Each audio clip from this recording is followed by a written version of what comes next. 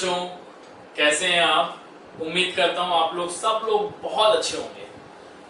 तो बच्चों, आज का जो हमारा टॉपिक है वो है discussing about mass and wait.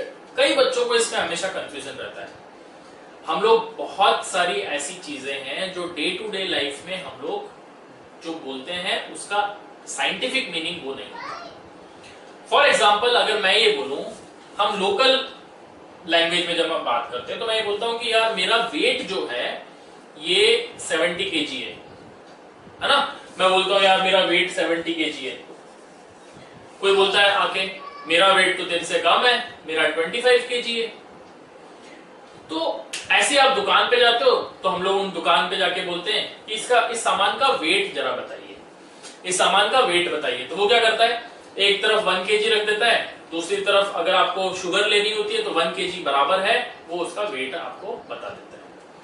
पर बच्चों, ये जो हमने वर्ड बोला है वेट, जो हम लोकल लैंग्वेज में यूज करते हैं, that is not correct when it comes to science. Science में वेट का मीनिंग वो नहीं होता जो हम डे टू डे लाइफ में बोलते हैं। अब साइंटिफिक लैंग्वेज में, और यही हमारा कंफ्यूजन स्टार्ट हो जाता है, साइंटिफिक लैंग्वेज में वेट का मीनिंग अलग होता है, मास का मीनिंग अलग होता है। In science mass is actually what you are talking in the shop. ये जो आपने केजी फाइंड आउट किया है, it is not your weight but it is mass. पर आप इसका मतलब ये नहीं कि आप जाए बाहर और लोगों को ये बोले कि मेरा मास 70 kg है। आप डे टू डे लाइफ में जो यूज कर रहे हैं वो करते रहे, पर आप लोगों को साइंस में ये बात हमेशा याद रखनी है कि when we talk about KG, that means we are discussing about mass.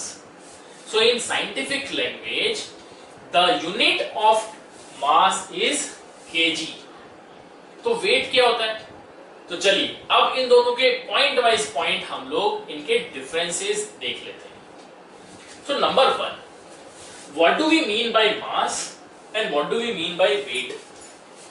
So mass is, it is the actual matter present inside a body। यानी अगर ये बॉडी है, इसमें एक्चुअल कितना मैटर भरा है उसको हम लोग कैलकुलेट कर रहे हैं और उसको हम बोल रहे हैं मास। मैं इसकी बात करूं डस्टर की, तो इसका मास हो सकता है कि 500 ग्राम हो, और केजी में बात करूं तो 0.5 केजी हो, पर इसका वेट 0.5 केजी नहीं होगा। क्यों नहीं होगा? Because now we will not calculate the mass, we have to calculate the force with which it is attracted towards earth. That means what is weight? Weight, it is the force with which the body is attracted towards earth. So that is known as weight. So how we will be finding out what is the mass? It is denoted by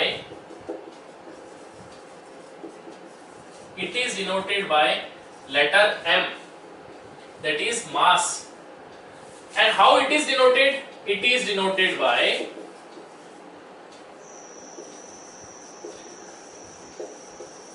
letter W, which is equal to what? कितने force लगता है? We know that second law क्या कहता है? Force is equal to mass into acceleration. Now it is attracted towards earth. Earth का मतलब होता है m into acceleration due to gravity की जगह पे क्या लिख दोगे? एक्सीलरेशन की जगह क्या लिख देंगे हम? एक्सीलरेशन ड्यू टू ग्रेविटी लिखेंगे, because it is attracted towards Earth. Formula क्या था?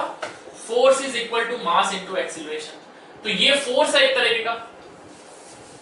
तो इस फोर्स की जगह पे हमने क्या लिखा? W, मास की जगह पे M, और एक्सीलरेशन की जगह पे हमने लिखा acceleration due to gravity, because it is the force with which the Earth is attracting the body. Alright, number 3, mass is constant everywhere, mass is constant everywhere.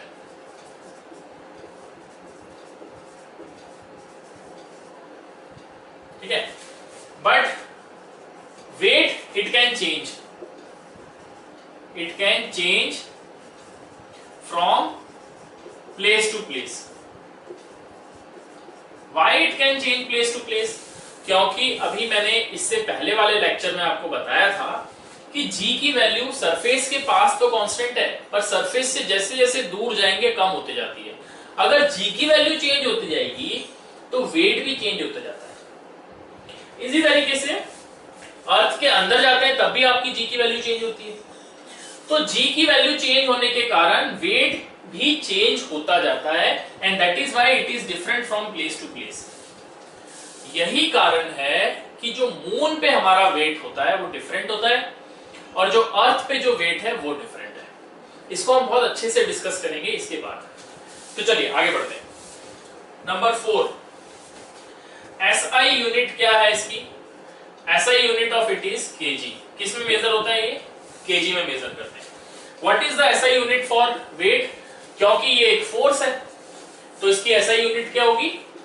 Newton. SI unit is Newton, so this is kilogram. Kilogram इसको मैं किससे denote करता हूं? N से। Alright, ये हो गया। Then it is scalar. Scalar का मतलब क्या है? स्केलर का मतलब होता है इसकी कोई डायरेक्शन नहीं है। मास की कोई डायरेक्शन नहीं होती, because it is the matter present inside this, तो उसकी कोई डायरेक्शन नहीं है, ओनली मैग्नीट्यूड है। स्केलर का मतलब क्या होता है? Only magnitude. लेकिन यहां अगर मैं बात करूं तो फोर्स क्या होता है? वेक्टर क्वांटिटी है, इसीलिए weight is also a vector quantity. It is a vector quantity, that means depends both on magnitude and direction। डायरेक्शन कौन सी होती है?